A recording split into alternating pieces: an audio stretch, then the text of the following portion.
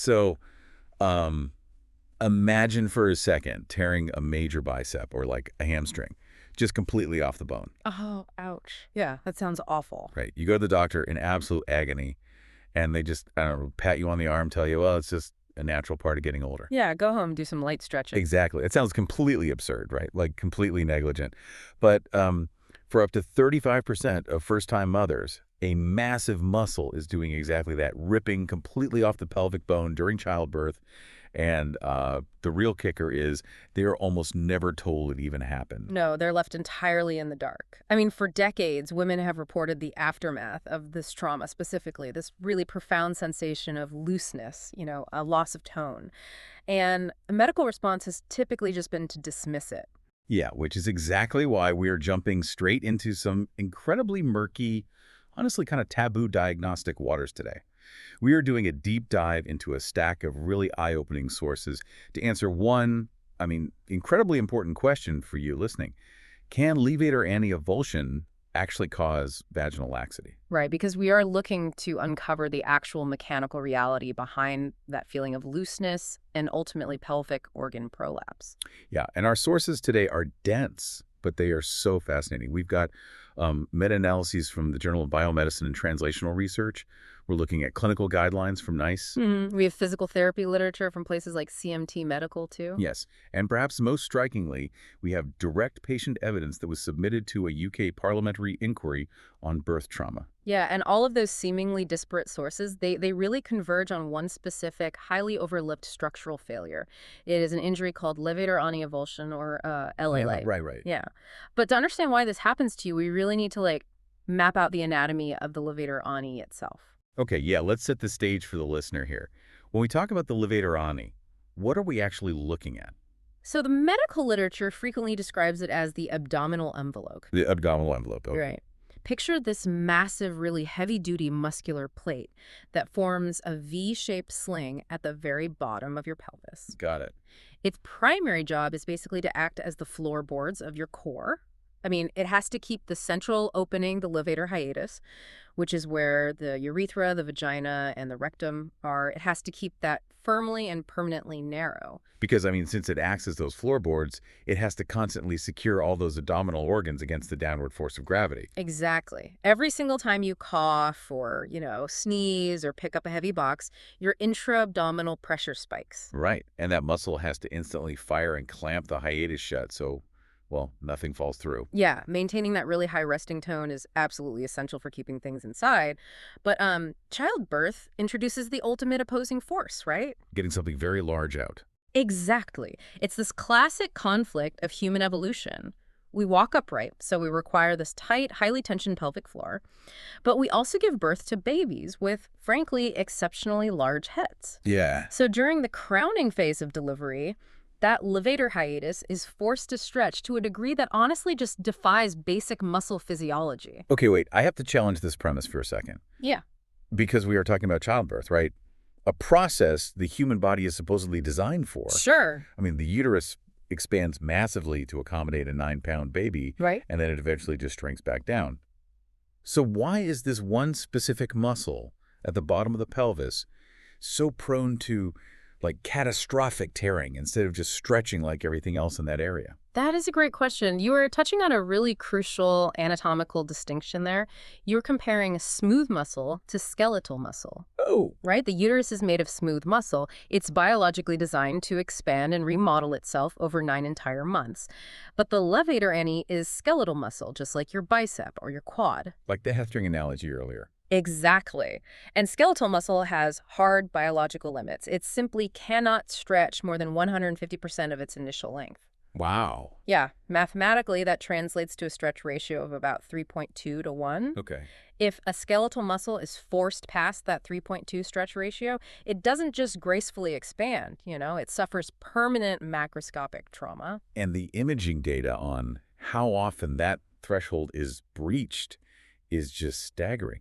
When I was reading the sources, I kind of assumed an avulsion would be this, 1 in a million medical anomaly. Right, you'd think so. But the MRI data shows that in 10 to 35% of first-time mothers, the levator ani is stretched so far beyond its elastic limit that it literally tears off its insertion point on the pubic bone. Yep.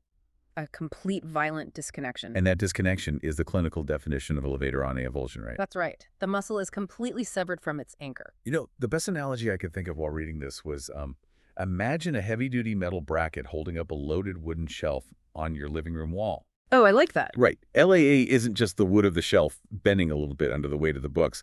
It is the metal bolts literally ripping out of the drywall, and it just leaves the shelf completely unsupported on one side, just dangling there.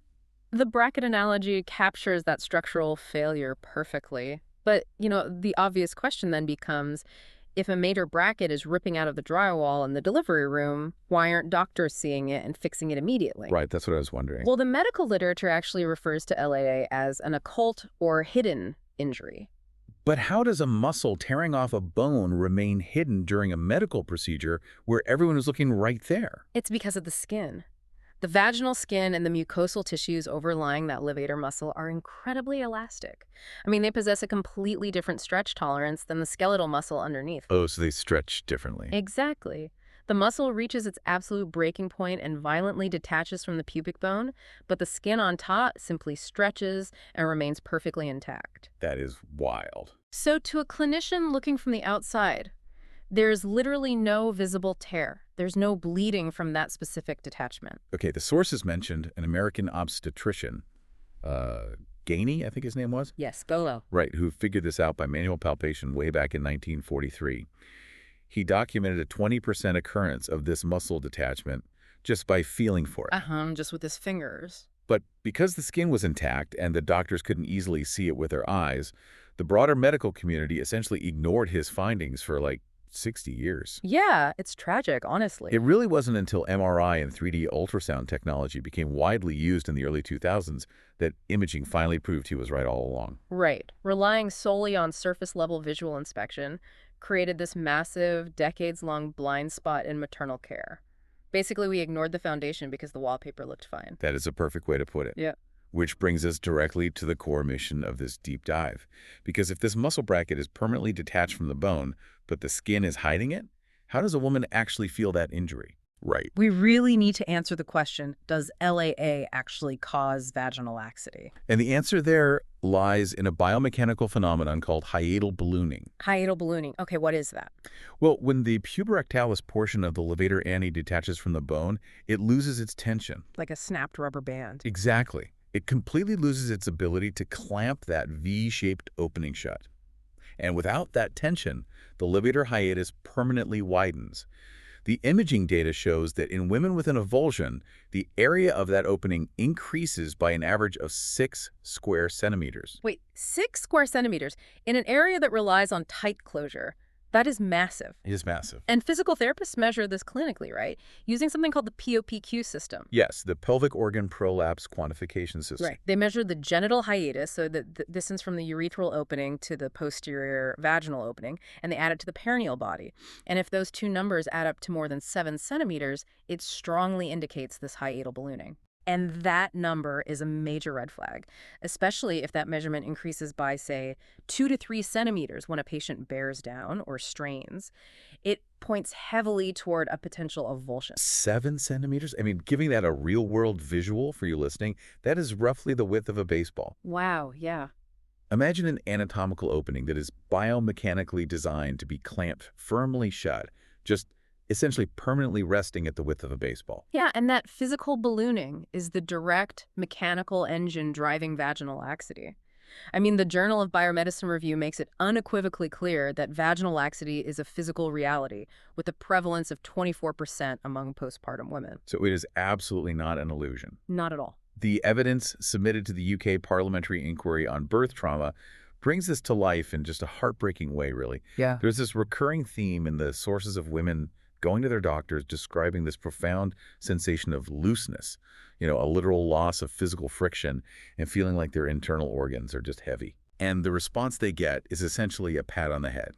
They are told to go home, pour a glass of wine, do a few more Kegels, and just give it time. Or they're told it's just postpartum depression affecting their libido, which is... Exactly. It's so dismissive. It really is. Dismissing a severed muscle as a psychological block or just a normal part of aging is frankly, medical gaslighting. Yeah. These women are experiencing a noticeable reduction in pelvic floor contraction strength and significantly decreased sexual appreciation simply because their internal structural support is gone. Right.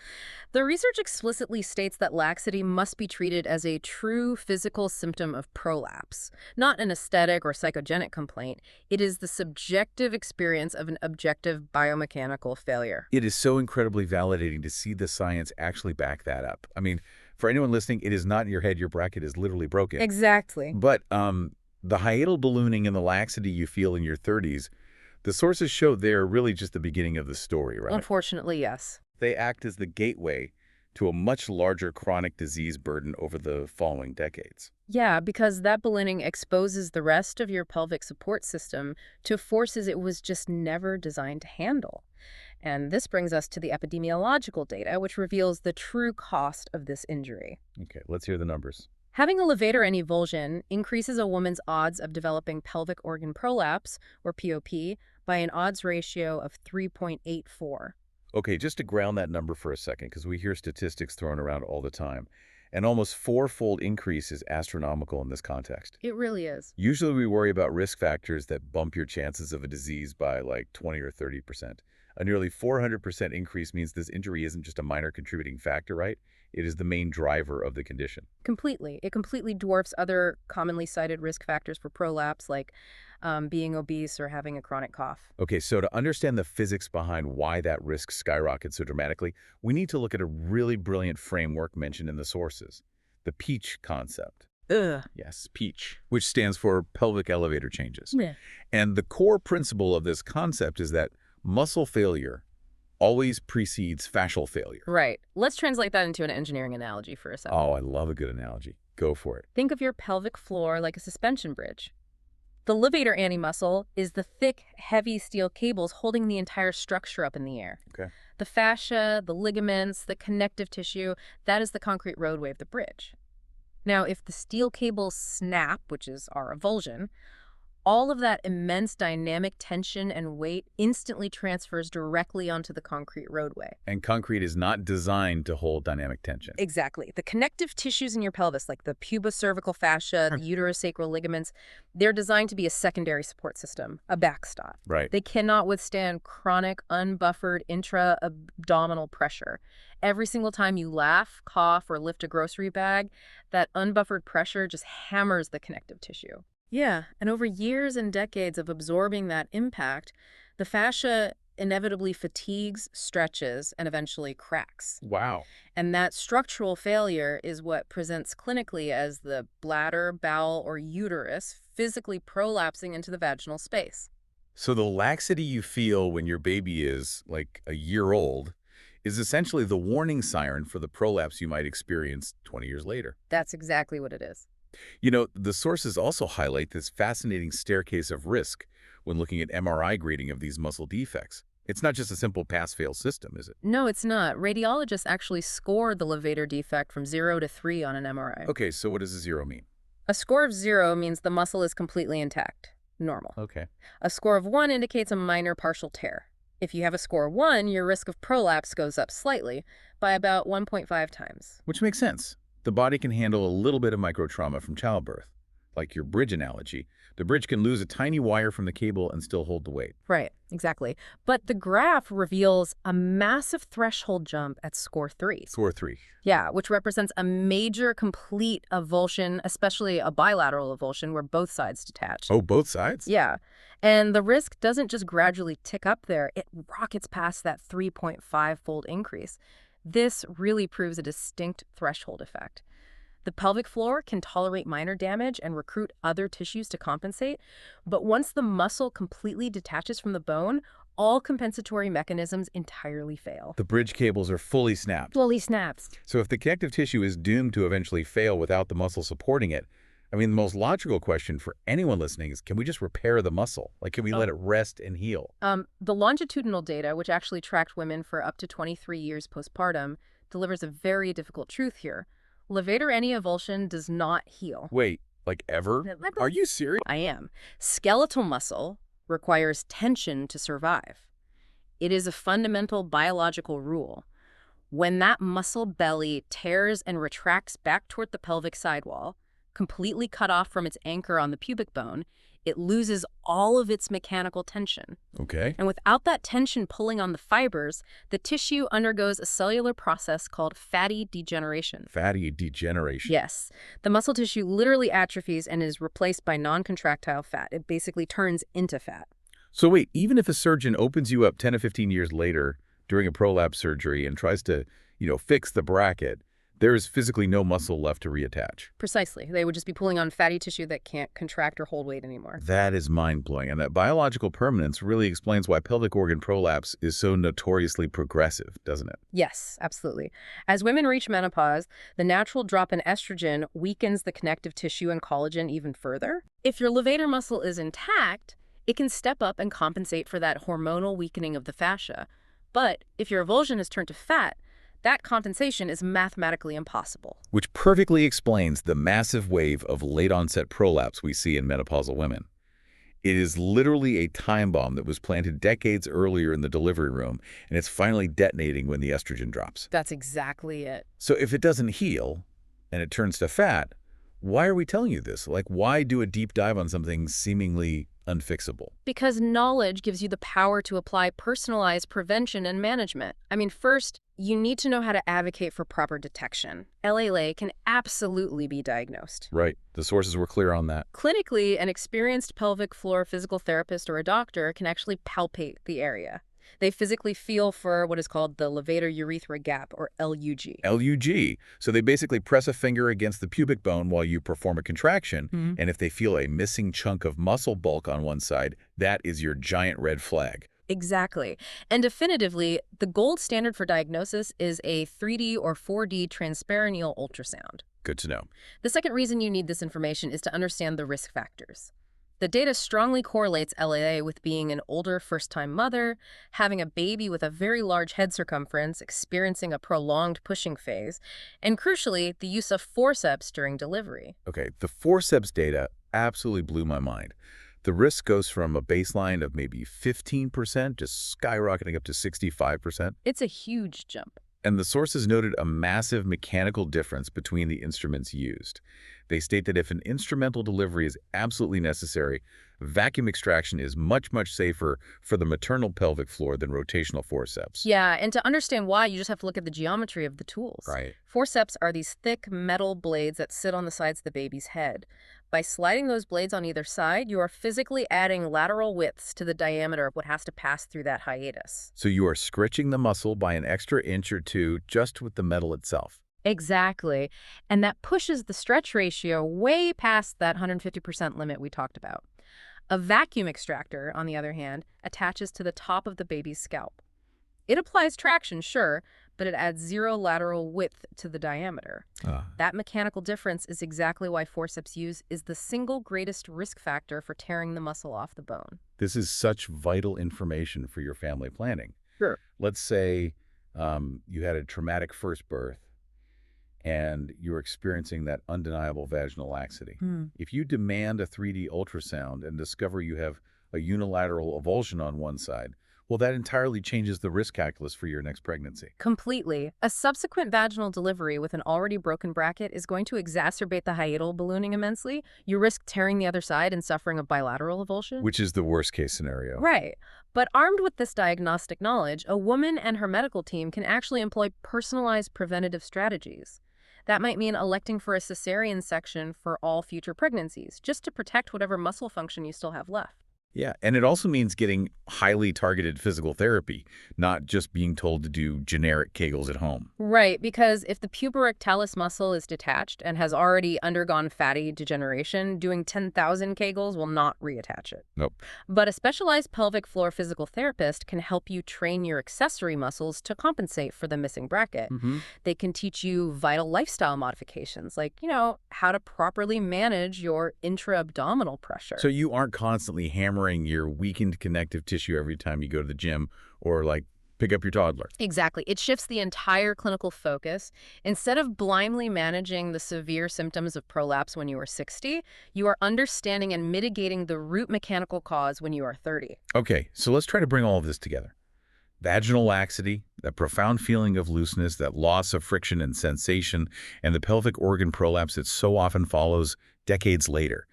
They are not just inevitable, mysterious consequences of aging or, just being a mom. No, they are frequently the direct mechanical result of a severe, unhealed muscle avulsion sustained during childbirth.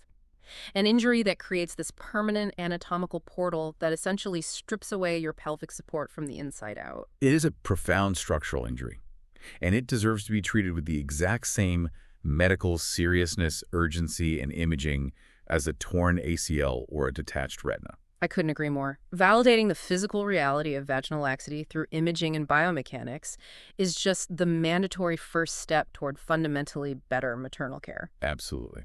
Well, I want to leave you listening with a final forward-looking thought, something the sources sort of hint at, but that really gets the wheels turning. Okay. We know from the literature that trying to surgically repair a levator avulsion years later, usually when a woman is already having complex surgery for a prolapsed organ, has, quote, relatively disappointing results. Right. And we know exactly why now.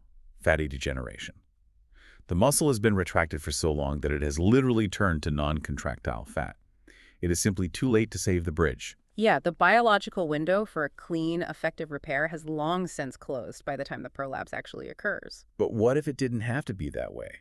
What if routine postpartum 3D ultrasounds became the absolute standard of care for every single woman who delivers vaginally? Oh, wow. Right? If we could see the torn muscle immediately, before the highly elastic skin healed over the secret, before the irreversible fatty degeneration sets in, could we identify a narrow window, maybe in the days or weeks immediately after childbirth, where early surgical reattachment might actually work? That's a fascinating idea. Could a proactive approach completely intercept that fatty degeneration, essentially fixing the broken bracket while the bolts are still fresh, and preventing decades of vaginal laxity, sexual dysfunction, and prolapse before they ever even begin? It's entirely possible. It really makes you wonder how long we're going to keep accepting this murky diagnostic landscape when we finally have the technology to see clearly what's broken in the dark.